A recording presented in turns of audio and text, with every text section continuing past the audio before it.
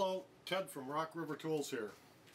One of the things I've always wanted to do is to build a Bombay style box. This particular one just has one coat of shellac on it right now, pretty much drying out. You'll notice that I hollowed out the inside of the lid on it, and there's pretty complex molding details on both pieces, as you can see. Later in the video you're going to see how I made this box. It's actually quite simple, and my miters turned out really nice. I never say perfect because nothing's ever perfect in woodworking. So let's get on with the rest of the video and we'll show you how this was made. Oh, by the way, this was made up from two pieces of walnut that I had for about 10 years. I bought actually the log and I air dried it, and this came from a different source, and it's very easy to see the difference in the color of this. This one has preserved all of its natural color. This one has lost it. Probably what I'll have to do with this is, after I do a light sanding on here, apply a walnut colored stain. So it does pay to get air dried lumber, or if you have access, wait, buy a piece and wait the few years that it takes to dry it out. You get much better results. So let's get on with the video to show how this was made.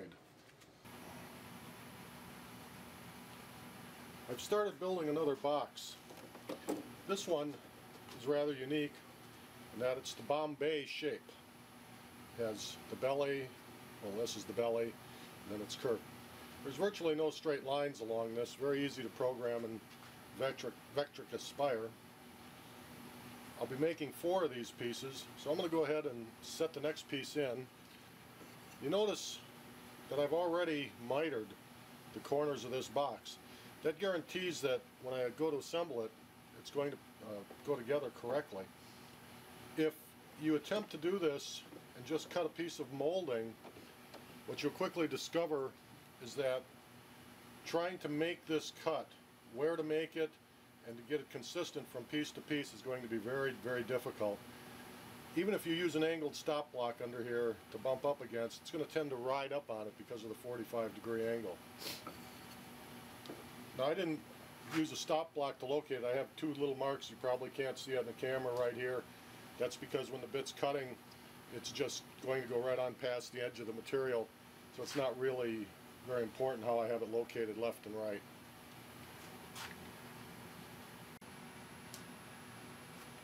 Notice that I've changed router bits. This is a 1/4 inch router bit, flat bottomed. The reason I'm putting it in is you may not be able to see it in the camera, but there's some very crisp edges, corners on this molding. I could do it with a ball nose, a smaller one, but then that would take longer to cut this profile, or I'd have to change tools anyway. So if I'm going to do that, I might as well get a nice sharp edge and be done with it. Let's start up.